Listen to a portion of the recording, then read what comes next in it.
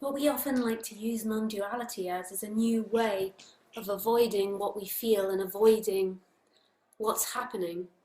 So we want to live in the concept of no doership. We want to live in the concept of no self, of no person, not because or for non-duality, but because you want to not feel the pain in which you feel. So if you feel angry at someone, then the thought might want to say there is nobody to be angry at, to try to pacify that anger and not be angry. But the most beautiful thing that can be done is just when the person feels separate, even though ultimately there isn't someone there, is just look underneath what you feel. So if you feel anger, look underneath it. Normally it's vulnerability or lack or wanting something else, feeling like you didn't get enough. So if you just look at that feeling, then you can go underneath it and see that all feelings come down to two primary feelings, fear and lack. As soon as there's identification, the separate person has two major feelings, that I am not enough, I'm scared, and lack, I am not lovable. The world isn't giving me what I deserve. I deserve more. And so say if you're feeling anger on the surface at someone, so you're angry at someone, the mind, not that there's anything ultimately wrong with anger, anger can be also a really positive emotion, but when you're identified and the mind keeps repeating the story about what's happening, then that separate person can explore that storyline. And often what you'll want to do on the top is start saying non-dual things. There is nobody there. There is nobody to blame. It's not their fault because there is nobody. I'm not somebody. There's nobody that hurts. And that's living a lie. That's trying to be something else than what you are. So you can use that to go back, and then you can be, I'm fucking pissed off with that person. I'm really pissed off with that person. And then, okay, I'm pissed off with that person because they make me feel vulnerable. Okay, I feel vulnerable. And then you can go deeper. I am afraid of being alive. I am afraid. I feel fear. I feel fear. It always comes back. You can always follow back any emotion, any separate emotion to them. But then you also have natural emotions. So there is natural emotions that occur as well. So emotions are always going to appear. We have these chakra centers, and they're going to appear when you're identified or you're not. But I'm just talking about when you're suffering and you're identified and you're contracted and you keep repeating stories. I'm talking about that. But there's natural feelings of anger, jealousy, competition even. So we have these chakra areas which have these feelings, and they have positive and negative feelings, each of these chakra areas, and that's never going to stop. There's always going to be feelings and reactions to circumstance, and they're really important for this body to function in the world.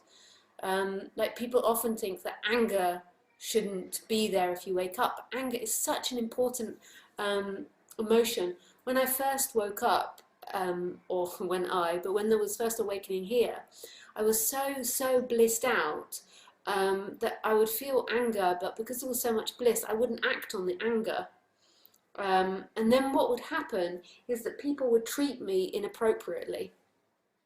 Because if you don't have this energy, now I'm not saying anger is abuse or hatred, I don't mean it in that way, I mean this energy, this forceful energy of no. In Chinese medicine, they say that people that are afraid of anger and don't express anger, and when there's a denial of anger, they often experience depression, because anger is a really vital force. And I don't mean it in the negative, like when you're identified, you hate people for what they've done. You dislike people for what they've done. You blame people for what you've done. I'm talking anger that's like, no, this is not okay to behave like that. Or, no, I don't want to do it. With Khaleesi, there needs to be anger sometime, although she's a very good doggy. But when you're identified, it becomes a story about the other person. And even though you need the story in a vague way for there to be anger, it becomes an elongated story of dislike and hatred for the other person, and truly wanting them to be something else than what they are.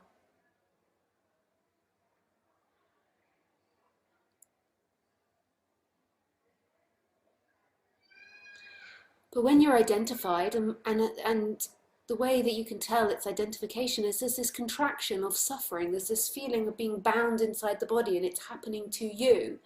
You can explore these feelings, and I'm not suggesting that we get rid of all these feelings, but what I'm trying to show you is how these stories, the stories that you create, are coming from two basic things of fear and lack. So say if you really believe someone's done something to you, what the identified self will start doing is start telling the story of non-duality or spirituality to avoid it. But that's useless. That's obviously there's point in listening to non-duality, but not to try to be non-dual. If you try to be non-dual, you'll just become dead and cold. That's not non-duality. So when you're telling yourself non-duality when you feel uncomfortable, I can assure you that is identified action that's trying to avoid what's happening. So what you need to do is go the opposite way. When you feel separate, you need to go inward, seemingly inward, although ultimately there is no inward and outward. So you feel unloved by someone. So they don't give me enough attention, they're never going to love me, da, da, da, da, da. But you don't even know this. Then you use non-duality, there is no one that can love. But go the other way, so they take things away, they never give, they're stingy. And then see that you feel behind that anger at that person for not giving you what you want. And then see underneath the anger there is lack, that you feel like you're missing something, and the world or the other person isn't giving you that. Then you can go underneath that and see that really you just feel unloved, that you're not lovable. And then you can go even further, you can feel that you feel like you've been abandoned by God or wholeness. It's really important to listen to non-duality, and it's important I speak non-duality, but I realise that you see, in the past, when non-duality was spoken about, traditionally it was done one-to-one.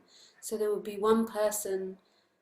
There was also group talks, but you would know the person that was speaking about non-duality with you, and so then when you were using non-duality to just boycott what you're actually feeling, that would be pointed out. But I meet lots of people that think they're awakened because they're telling themselves the story of non-duality, and they're curbing all their reactions and all their emotions. And this isn't non-duality at all. Non-duality is about becoming fully human and not human at the same time. So it's seeing that who you truly are isn't the form, and then the effect of that is for the human to be truly and utterly human and humane, which is so beautiful. Not someone that's constantly living in non-duality. So what I have to do now is, because I realise that so many people are trying to fake it and pretend that they're awakened and pretend to themselves that they don't suffer anymore, is point out that you can tell if you're suffering by the contractions in your body. Like, explore the sensations of the body. But it's also really important to listen to non-duality, because it's got to be seen, not by someone, but those clouds have got to pass enough for it to be recognised that who you are isn't that separate entity, aren't the clouds. Who you are is the light that is shining behind it, and is everything, is the whole entire universe. You could call it aliveness or beingness. So,